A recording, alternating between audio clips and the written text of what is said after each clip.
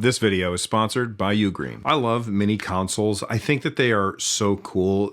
The mini consoles that I have are the NES, the Super Nintendo, both the Japanese version and the North American version. I got the North American version for nostalgic reasons, and then I got the Japanese version because it looks cooler. My wife is very cool that she lets me buy this stuff. I got the Commodore 64 Mini, which she actually got that one for me. And then I also have the Sega Genesis Mini and the PlayStation Mini. And these things are all ridiculously cool. I'm a huge fan of this stuff, but I don't want to talk about all of them. Today I want to focus on just the 16-bit era. This video is sponsored by Ugreen. When we built this studio in our attic, I thought that I was going kind of crazy with the number of outlets that I put in here. It's never enough. No matter how many outlets you have in a room, it's never enough. Thankfully, Ugreen has a whole bunch of solutions for a lot of different things, and they have huge Black Friday discounts going on right now. For example, take the GAN X65 watt fast charger. You can charge a MacBook Air M2 to 51% in just 30 minutes. It'll charge phones, tablets, laptops, all from a single charger. It's definitely travel friendly as it has a foldable plug, which is awesome, and it's 50% smaller than their previous USB-C charger, and it's currently 36% off. But it's not just about chargers. They also have really useful dongles like this 7-in-1 USB-C multifunction adapter. It has a 4K 60 HDMI port, gigabit Ethernet USB-C charging port with up to 100 watts of delivery, an SD card reader, as well as two USB 3.0 ports. This USB-C hub is currently 40% off and will make a really great portable Steam Deck dock for your backpack. Support the channel by supporting our sponsors. Click on that link in the description down below, but go fast. The Black Friday discounts aren't going to be around forever. Now, my initial reaction when they announced the Sega Genesis Mini 2 was disappointment. And the reason that I was disappointed is because I already have a Sega Genesis Mini, and what I would really like instead is a way to update that Mini to have the new games, essentially DLC. But I don't want to sit here and complain about what we don't have. I want to talk about what we do have, and that is the Sega Genesis Mini 2, which comes with over 50 games. Before we get to the games, let's talk about the box. This box is tiny. In it, you're going to find an HDMI cable, a charging brick, charging cord, the Sega Genesis Mini, as well as a 6-button controller. And while the box is tiny, the console itself is the correct proportions if you look at the cartridge slot of the Sega Genesis Mini 2 and compare that to the cartridge slot of the Sega Genesis Mini 1. I think it's just they got better at packaging.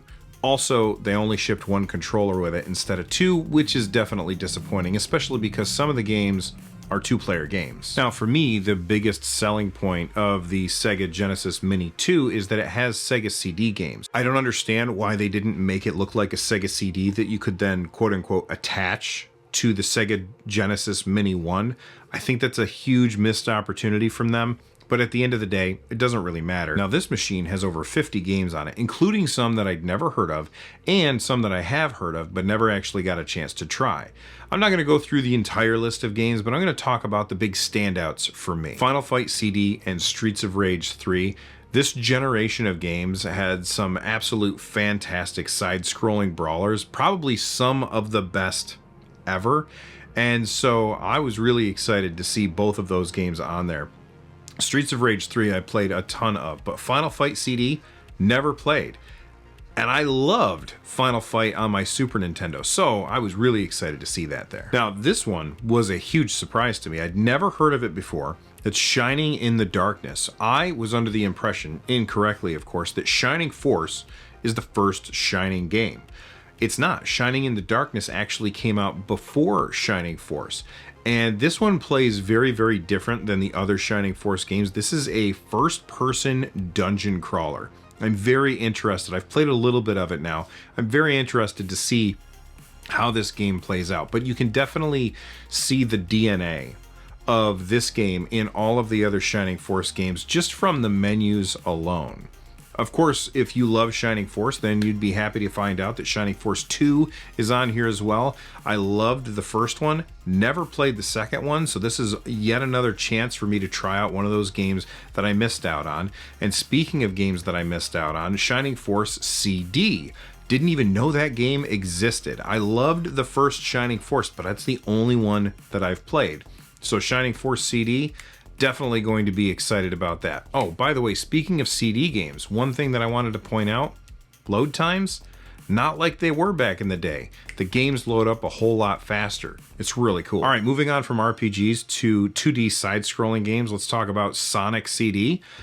2D Sonic is the best Sonic, hands down. Sorry, Sonic Frontiers, I haven't even played that game yet, and I know it's not going to be as good as 2D side-scrolling Sonic. Speaking of side-scrolling games, Shadow Dancer, which I had never heard of, it's essentially a Shinobi game, and I loved Shinobi back in the day. And speaking of Shinobi, Shinobi 3 is on here.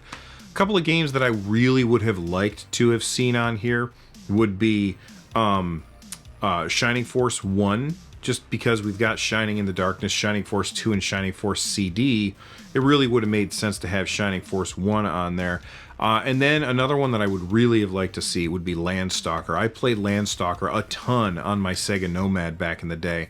That game was rad. Of course, it's got Sewer Shark and Night Trap, but you know, games are subjective. When you look at this system, some games are going to really jump out at you. Some games are going to jump out to other people. Those are just the ones that I was excited for. Let's move on and talk about hardware. I want to start with the controller. Number one, it ships with the 6-button controller. The Sega Genesis Mini 1, for some reason, I don't understand why Sega did this, they shipped it with the 3-button controller, which would have been fine, but then they included a game like Street Fighter in the Sega Genesis Mini 1. And Street Fighter, if you ask me, is completely unplayable when it comes to the 3-button controller. You gotta have 6 buttons for Street Fighter. Well, this has Street Fighter on it, and it has the 6-button controller. Thank goodness. I was always a fan of the 6-button layout, even if the top buttons felt a little bit small. The D-pad feels really, really good, and the wire is long enough to reach my couch. Speaking of wires, you know the only thing that's worse than USB is micro USB. Companies who make these little devices, please stop shipping them with micro USB. It's a terrible, terrible connector. We live in a world of USB-C. The next mini system that comes out better have USB-C, or I'm sure I'll buy it anyway. Now, one thing that you often run into with these miniature consoles is that they have very true to form controllers, but these controllers weren't built with the idea that you would ever need to be able to like go back to a main menu, because systems like this didn't have menus. On the Sega Genesis Mini 2, you can press the mode button. You can actually configure it to behave the way that you want, but you can press the mode button and it's going to bring up your go back to the main menu, all of your save and load states, all that stuff is there, which I think is fantastic. Speaking of fantastic, the sound on this is really cool. I always was a fan of the Sega Genesis chipset, like the soundboard. And I know that there's people who would say that they thought this system was better or that system was better. But the really cool thing about the Sega Genesis Mini 2 is they included the option for you to toggle so that your games would sound like they did on the first version of the Sega Genesis or the second version of the Sega Genesis, because those two systems had different sound chips. Overall, I think that the Sega Genesis Mini 2 is fantastic.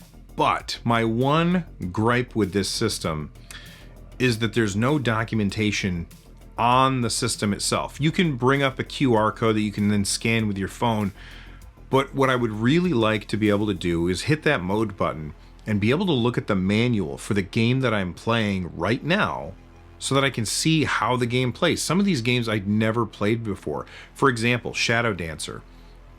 You have like 2 levels when you're playing that game. In order to get up to the next level, you have to push up and jump. You can't just jump. And I could not figure that out. I ended up having to Google it. And it would be really good if I could just hit the mode button, bring up a PDF of the original manual, which there are plenty of those out there on the internet. It's not like Sega couldn't include that. That would have been so much better than what we got, which is just a QR code that takes you to their website that, yes, has those PDFs, but then you have to look at a second device, and I just want to play on the actual Sega Genesis. Anyway, what do you guys think about mini consoles? I know I could play all these games on my Steam Deck, and I do. I could play all these games on my PC, and I do. But there's something to be said about these little micro consoles that I'm a huge fan of them. No matter what, I'm probably just going to keep buying them as they bring them out for no other reason than nostalgia. Anyway, let me know what you guys think in the comment section down below. And if it's your first time here, please subscribe. Before you go, there's a video right over there for you guys to check out. Thanks for watching. From the Nerd Nest, I'm Bill. Stay rad, everybody.